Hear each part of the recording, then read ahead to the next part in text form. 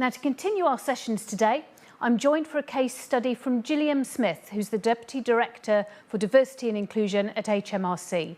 Hi, Gillian, over to you.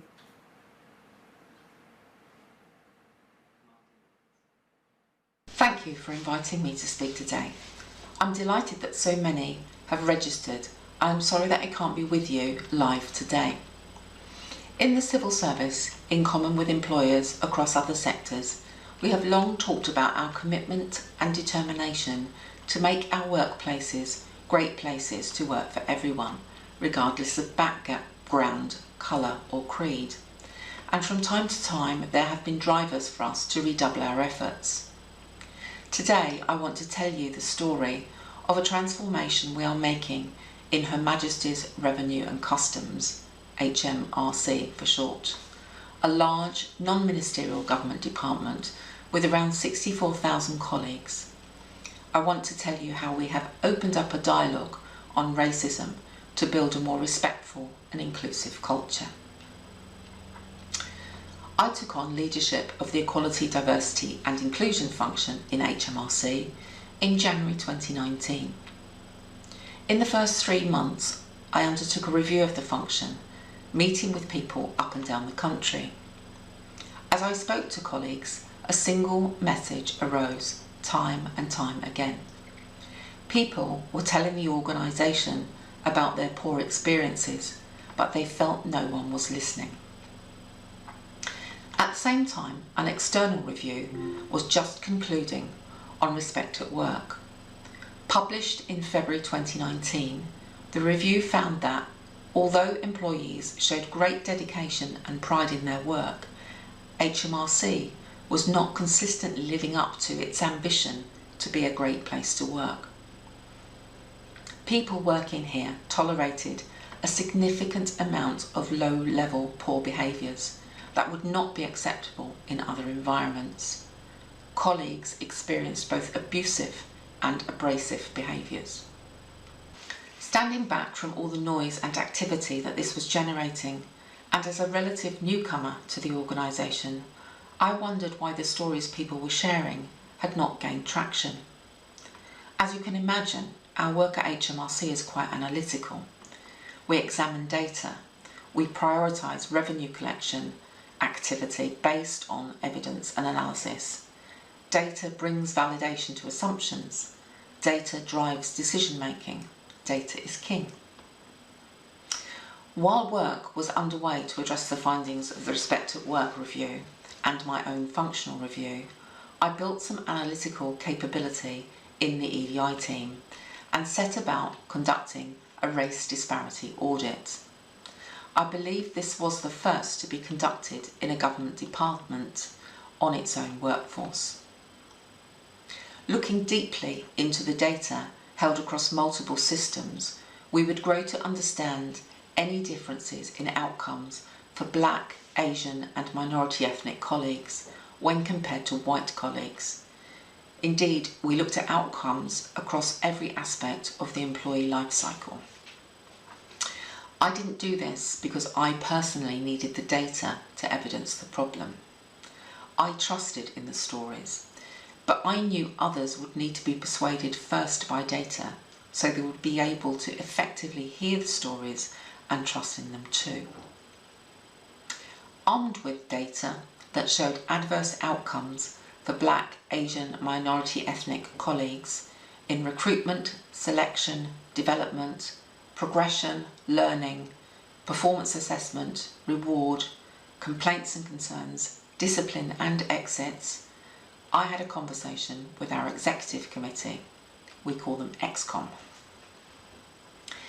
In HMRC, we have ExCom diversity champions for each of the different protected characteristics, and I had strong support from our race champion in particular to present the findings and an outline plan for addressing the underpinning causes of inequality and racist behaviour. In February 2020, ExCom agreed to prioritise race work, and we convened a cross-functional working group which included colleagues from our race network and trade union reps to develop an action plan. Despite the unexpected challenges we have all faced from COVID-19, our plan was formed and ready for ExCom approval when George Floyd was murdered in America.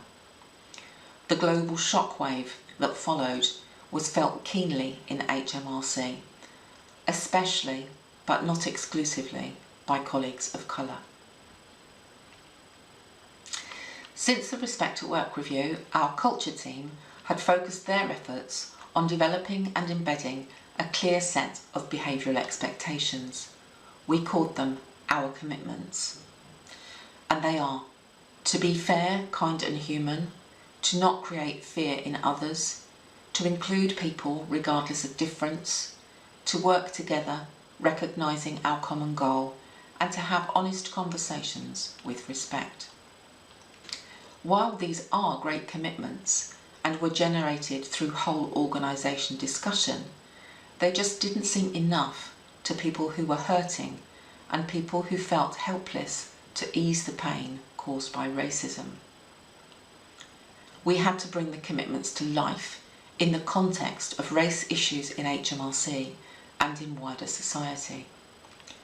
Our refreshed priority to focus on race equality and racial inclusion now took centre stage in our collective endeavour to embed respect at work and to answer the loud and clear call from our employees for more urgent action. In June 2020, I facilitated a session at which Black and Asian colleagues told ExCom about their own personal stories of inequitable treatment and racism within HMRC, and also how racist experiences outside work could not be left at the door when they came to work. The ground rules for ExCom were to listen, to be fully present, to feel their own human reaction and to sit with it.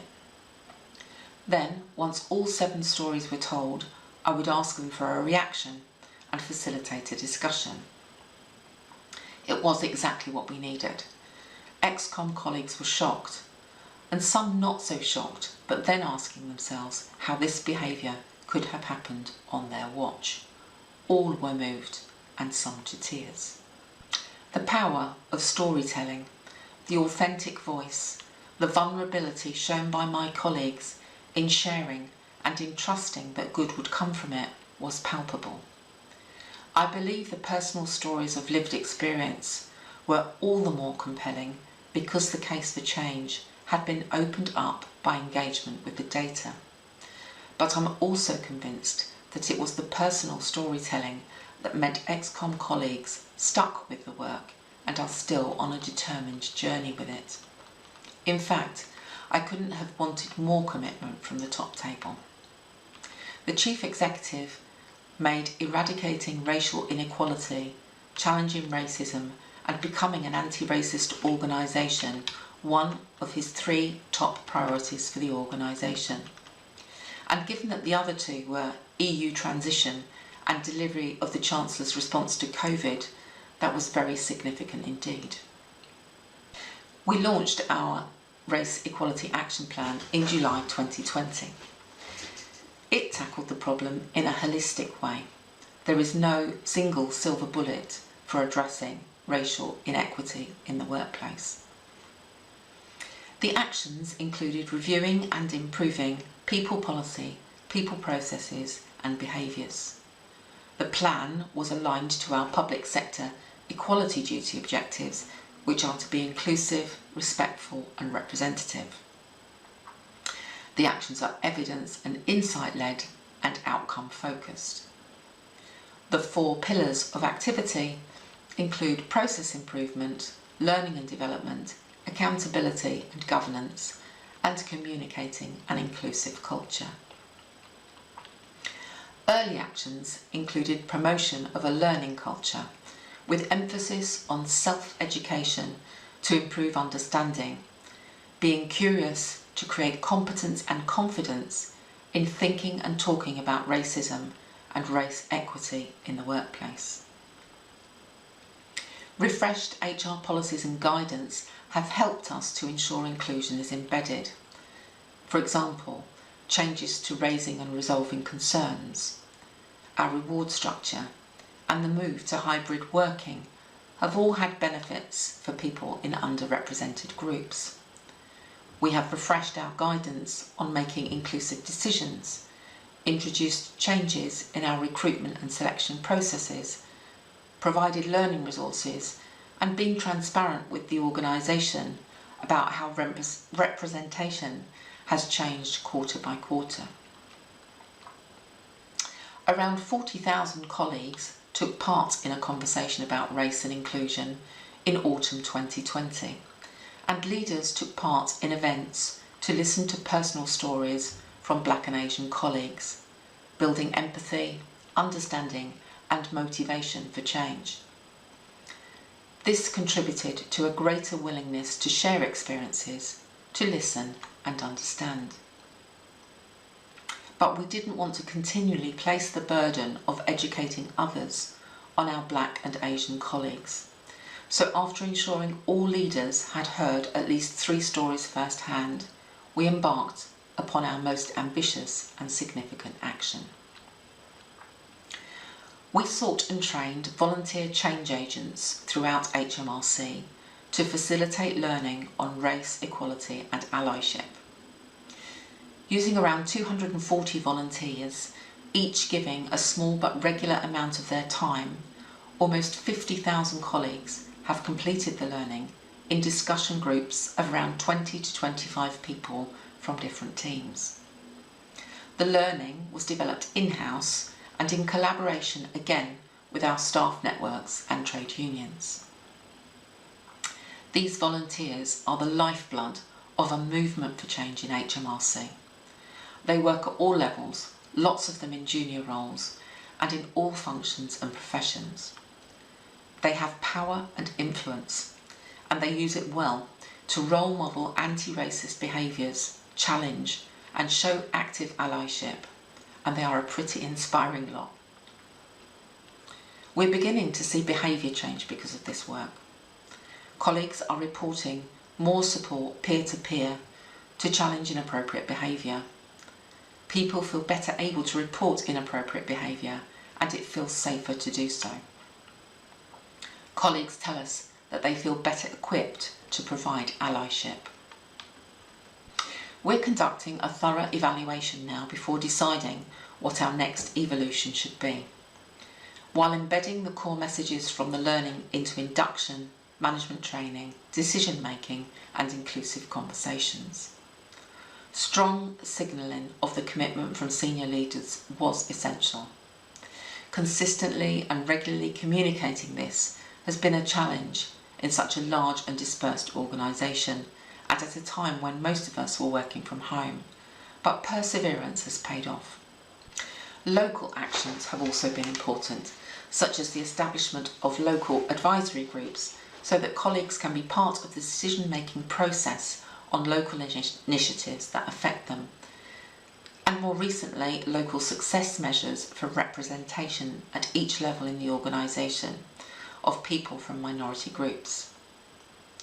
Moving from talking to action has been so important, supported by transparency of data.